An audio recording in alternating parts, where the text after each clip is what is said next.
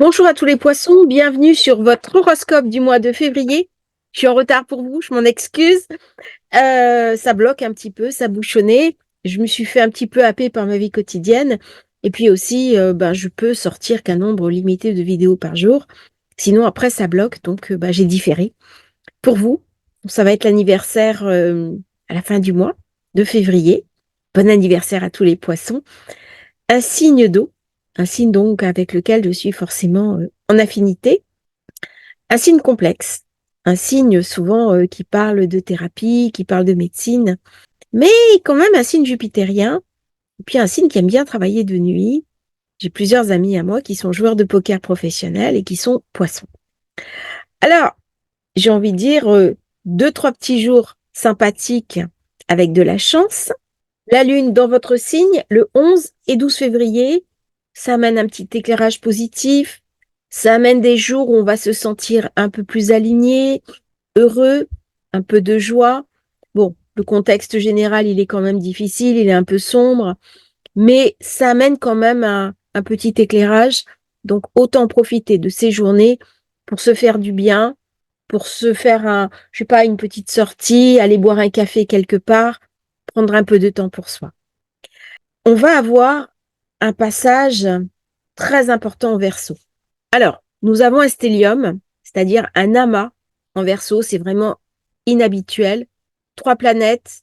On a eu un événement planétaire, Pluton qui est rentré dans le Verseau, le Soleil dans le Verseau jusqu'au 20. Après, il vient chez vous. Là, chez vous, à partir du 20 février, il va ramener de l'enthousiasme. Ça va être votre anniversaire, les révolutions solaires, période agréable, normalement pour vous, sauf aspect contraire dans votre thème. Je vais finir par le dire parce qu'il y a des personnes qui me l'ont souligné, mais bien entendu, nous sommes dans ces vidéos dans quelque chose de généraliste. Je ne peux pas étudier au cas par cas tous vos thèmes de naissance. Pour ça, il faut un rendez-vous privé. Bon, je reprends le cours de mon propos. Mercure arrive le 6 février en Verseau, Mars le 13, Vénus le 17 en Verseau, la nouvelle lune se fait aussi en Verseau. C'est-à-dire que pour vous, c'est dans le secteur de l'ombre. C'est la 12e maison. C'est la maison de la spiritualité, de l'exploration intérieure. C'est la maison de la méditation, de l'introspection, mais aussi de la santé, de la charité, de la compassion. Durant cette période, eh bien, vous pouvez avoir envie de vous retirer un petit peu du monde, d'aller par exemple faire une retraite spirituelle, de vous intéresser à des techniques comme le Reiki, les annales akashiques, commencer une thérapie.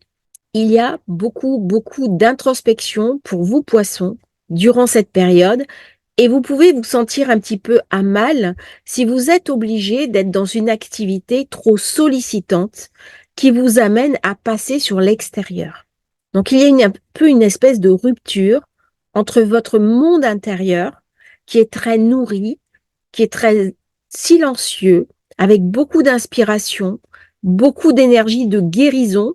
C'est le moment pour apprendre le laoshi, c'est le moment pour faire un travail intérieur, pour s'occuper de soi, de ses intériorités.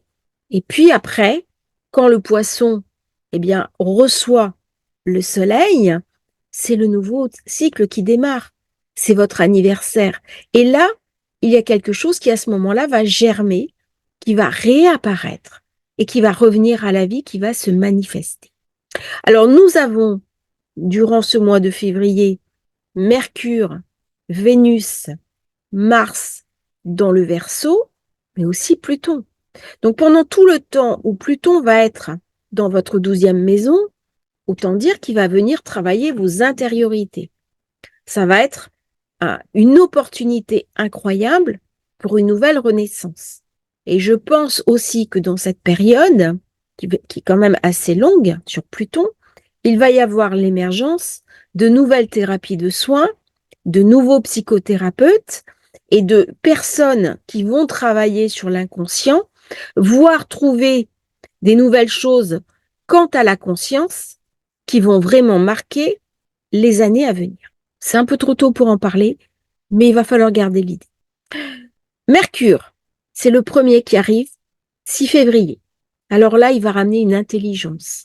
Il va ramener une sorte de reliance.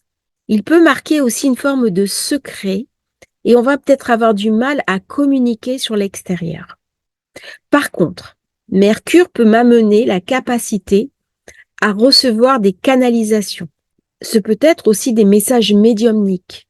Ce peut être le moment parfait pour m'intéresser aux nouvelles techniques comme la neuroplasticité qui m'oblige à m'intérioriser et reprogrammer mon cerveau.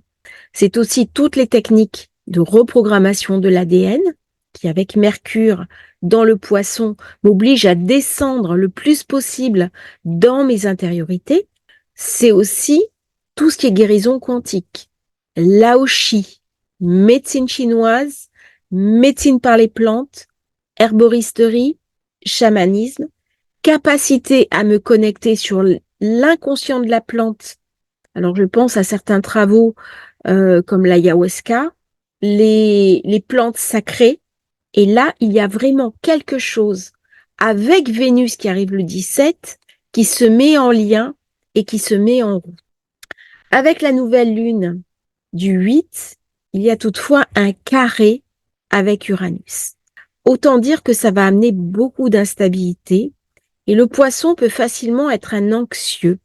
C'est un signe qui est vraiment en prise avec ses émotions, avec sa compassion, et il pourrait bien se sentir en difficulté par rapport à la souffrance du monde.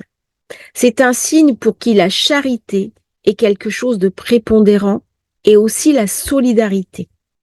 Il y a donc quelque chose dans le mois de février qui va venir heurter notre Poisson dans son intimité et dans sa compréhension du monde. Alors, il peut y avoir quelque chose de choquant dans l'actualité, un secret inattendu qui sera révélé, des énergies surprenantes, dérangeantes, quelque chose qui vous met mal à l'aise. Par contre, attention, parce que vous commencez là votre nouveau cycle et vous allez voir petit à petit, en avançant vers la fin du mois, la lumière au bout du tunnel, parce que l'énergie sombre de la 12e maison est très spirituelle. Du coup, même si cela ne se confirme pas par des actes positifs, par des choses qui s'ouvrent dans votre vie, ne perdez pas confiance parce que le renouveau est là et vous allez bientôt en percevoir les fruits. Vous avez aussi, vous poissons, Saturne, qui est toujours dans votre maison et qui amène un petit peu d'anxiété, un petit peu de stress, un petit peu de blocage et une forme atténuée de pessimisme.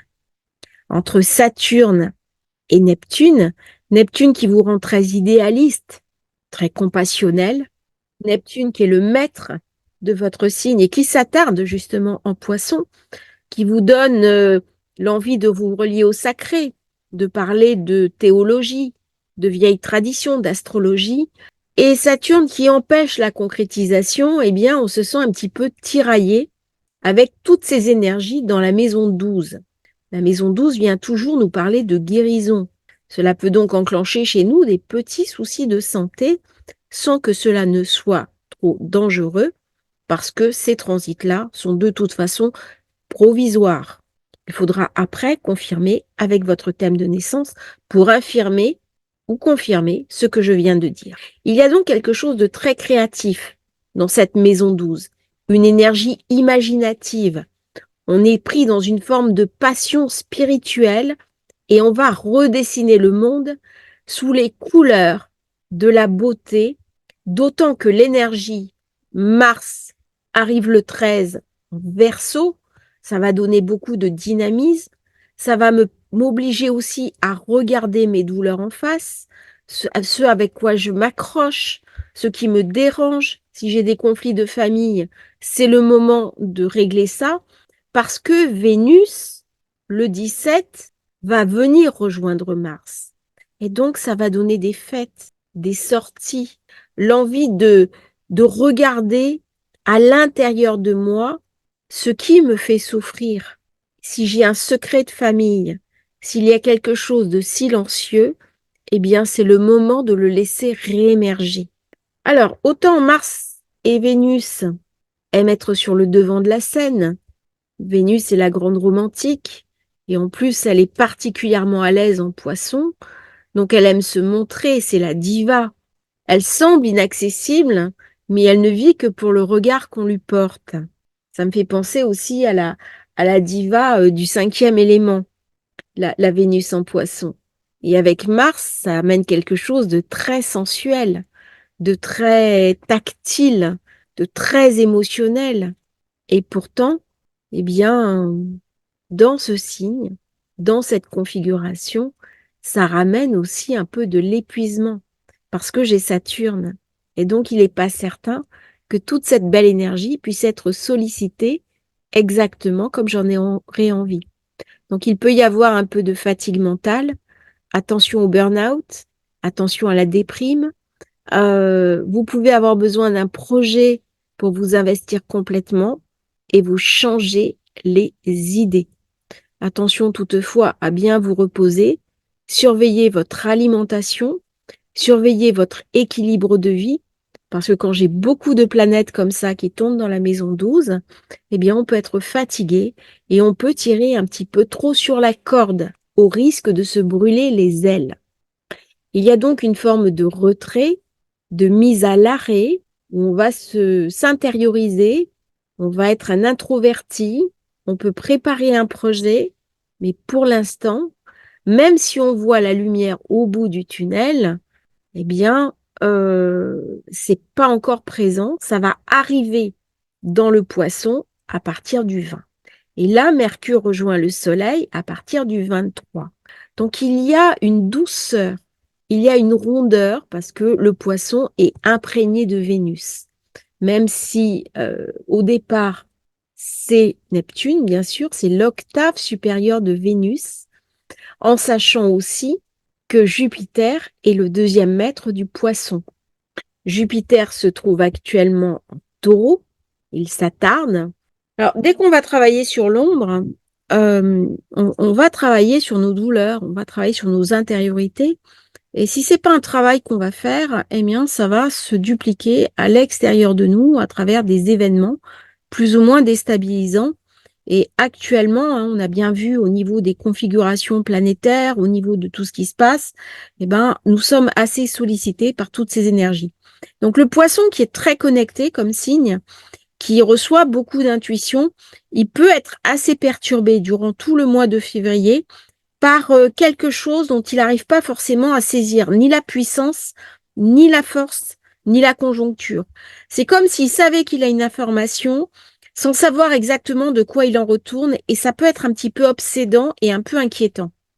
J'ai envie de dire, à partir du mois de février, il y a des informations vraiment qui arrivent, en particulier quand Mercure, aux alentours du 23-24, arrive dans votre signe. Là, l'intelligence, elle se met au service de votre intuition.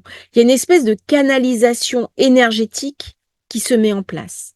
Je dirais que même si ces énergies sont un petit peu floues, un petit peu en flottement, qu'on a l'impression de pas trop avancer, il y a des choses très profondes qui se passent à l'intérieur de nous, dont on va saisir d'une part les contours assez rapidement et on va voir des réponses dans pas trop longtemps, mais peut-être qu'au mois de février, il y a encore un peu de suspense, il y a un peu d'attente, il y a encore un peu de mise en forme, parce que les projets que l'on a ne sont pas encore totalement aboutis. Il y a aussi un risque par rapport aux poissons d'avoir du mal à intégrer et mettre dans la matière le concret. Alors, nous avons la pleine lune du 24 qui va se dérouler en Vierge avec un aspect quand même assez dur. C'est une pleine lune qui est particulière, qui va venir nous toucher dans nos émotions parce que elle va engendrer sûrement au niveau global des événements sûrement pas très agréables, pas très favorables. Donc ça va venir toucher un peu notre intériorité. Elle va se faire aussi à l'opposé de notre signe. Donc la lune qui est en Vierge va se retrouver confrontée à Mercure, Saturne, Soleil, ça ramène quand même du blocage, de l'instabilité. Je suis pas très à l'aise dans mes baskets. C'est comme si mon inconscient, mon intuition m'envoyait des choses, mais que j'ai pas tellement envie de regarder la réalité. Et du coup, je me décorpore un petit peu, je m'invente un monde et j'ai tendance à me réfugier dans ce monde. Donc, soyez pratique, soyez pragmatique. Avec Saturne dans votre signe, le soleil qui arrive, eh ben, on languissait un petit peu cet allant qui va vous dynamiser pendant quelques semaines, hein, le temps des anniversaires du poisson, avant de recommencer un nouveau cycle dans le bélier. Et là, eh bien, nous arrivons à la fin de quelque chose et au renouveau d'autre chose. Merci à vous, poissons, d'avoir suivi cette vidéo. C'est une vidéo importante pour moi parce qu'on vient de passer le cap des 10 000 abonnés sur la chaîne en faisant votre signe. Ça m'a beaucoup touchée. Je vais faire une vidéo spéciale sur Astrologie Facile sur ce sujet. Merci d'avoir suivi cet enregistrement. J'espère qu'il vous aura intéressé. N'hésitez pas à liker, à vous abonner à la chaîne. Et si vous souhaitez commander votre révolution solaire, votre thème de naissance, eh bien, vous avez les liens dans la description. À bientôt pour un nouveau partage. Et puis, merci à tous les poissons. Je vous souhaite vraiment le meilleur. Moi, je vis sur l'eau. Et voyez, c'est très symptomatique. On passe les 10 000. Je vis sur l'eau. Et c'est avec le signe du poisson qu'on commence le nouveau cycle. Merci à tous. À bientôt. Au revoir.